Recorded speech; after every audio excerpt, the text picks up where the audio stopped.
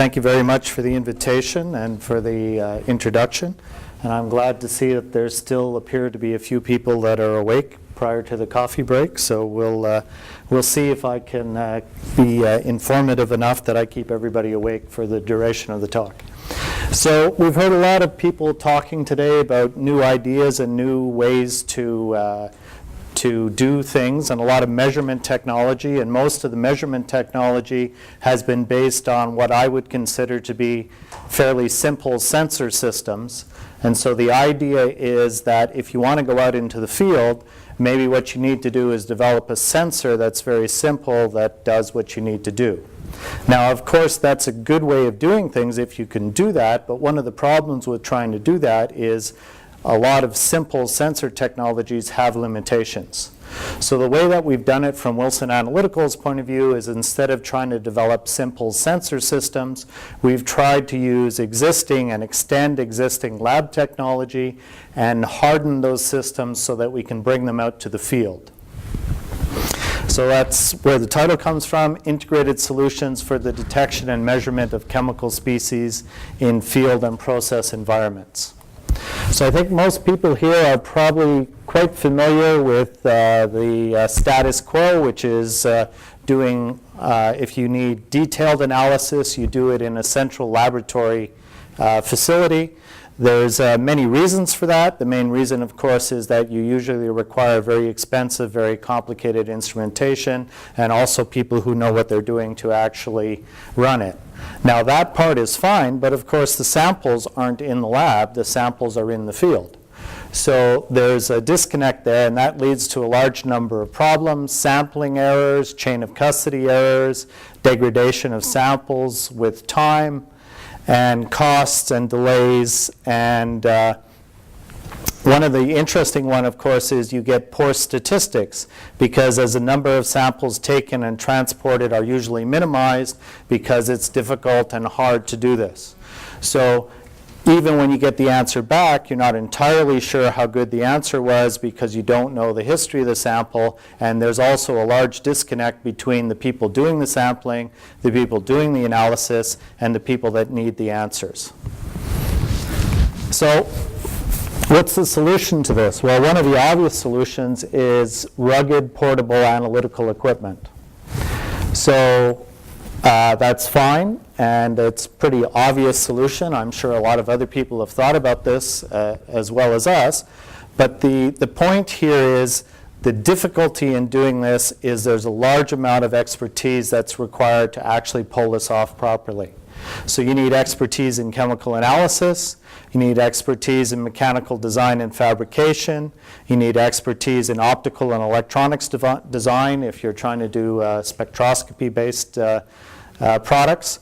You need expertise in the minimization of equipment, and you also have to ensure field robustness and ease of use. And most importantly, you need final integration into a complete analytical solution, because people are not interested in instrumentation and in widgets, they're interested in having their problem solved. So our initial product offering in this area is our WaterBox technology, which I've got a picture of here on the bottom of the screen. And the idea here is this technology brings the accuracy of laboratory fluorescence methods directly into the field in an easy-to-use, ruggedized package. So because I'm interested in talking about some of the other projects that we're working on, I'm not going to spend an awful lot of time going through in detail on how the WaterBox works. But I will give a few examples of some of the things that we use it for. So it's a ruggedized, field-ready fluorescence spectrometer. It's designed to give accurate results, laboratory quality accuracy under field conditions. Because fluorescence changes with temperature, it has its own regulation of sample temperature. And because it can be used off the tailgate of a truck, you can actually obtain reliable data within minutes of sampling without having to send the samples off to a lab. This is an example of the software that comes as part of the unit, and these are the calibration routines. And what this allows you to do is actually calibrate the samples for your own products to be able to do the measurement. The reason why we have this built into the routines is our first product that we're selling this for is for the field-based monitoring of continuously applied corrosion inhibitors. We use ultraviolet excitation using new high-intensity, high-stability UV LEDs, and then you take the fluorescence that's given off by the molecules in the corrosion inhibitor, and you build a calibration curve as is shown here. And you can build the curves that are specific to your batch of chemicals, your type of chemicals. Then when you go out to the field to use it, you call up the calibration curve, and away you go. So this is an example here of the field-based analytical part of our software. And you can see here that you're running a corrosion inhibitor, and you get a measured concentration of 6.1 parts per million. Our detection limit for most of the corrosion inhibitors is around 1 ppm. But one of the other things that we've done is you can see even on the screen in the field here, you actually get an entire spectrum that goes along with the measurement. And the reason why we're doing that is because we want people to have some handle on what's going on, so that if there are problems in the field with interferences or other fluorescent materials, that they're not just getting a number off of a black box, they're actually seeing the full spectrum so that they can tell what's going on. There are other applications as well. The second application is to use fluorescent dyes for tracing. You can either add these into the oil field chemicals directly, or if you want to trace water flows. So this is an example here of somebody pouring uranine dye. That's the dye that's found in Prestone antifreezes and other things like that, the bright green dye. And they're pouring it into a cave that's an underwater well system. And then what you do is you take samples from different points where the water is emerging, and that way you can tell what the underground connectivity is. Applications for stuff like this type of stuff could be things such as fracking applications if you want to trace water flows, or oil field chemicals where you want to use the dyes as tags. The detection limit for this type of stuff is less than a part per billion in 5 seconds acquisition. Other examples of measurements that can be done are the tailings ponds and oil spills, where we've done work looking at modeling polyaromatic hydrocarbons and naphthenic acids in water. This is not a mass spectrometer. You don't get the detailed structural information that you would out of a full lab instrument. It's based on fluorescence, but certainly it gives you group type analyses, lets you know whether your spills are diesel or other heavier grades, and is also quantitative in a group sort of environment. So that's the current offering from Wilson Analytical, but we're working on new things as well, and that was one of the reasons why I wanted to present here today, is because we're looking for people who are interested in these projects. So they're all around enhanced water and petroleum analysis in real time, directly at the point of sampling. So most of you are probably familiar with status quo oilfield water analysis. It's done mainly by ICP and by titration and other things for the anions. And you send your sample into the lab, and sometime later you get a sheet that looks like this coming back to you.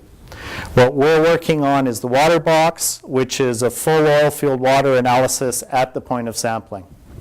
So you get the same information that you get off of a normal oil field water analysis, but you'll get it in a much shorter amount of time out in the field. So it's, again, a field portable instrument that gives you laboratory quality results, but in a field situation.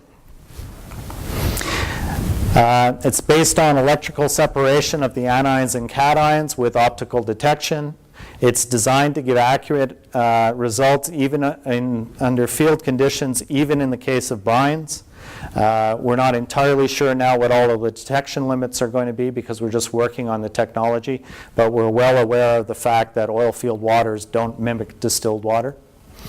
And one of the other things that we're looking at is adding in extra analyses for different specific areas, such as organic acids and sulfur speciation for corrosion applications, borates and nitrates for fracturing applications, and silicates and naphthenic acids as things that people in the oil sands are particularly interested in.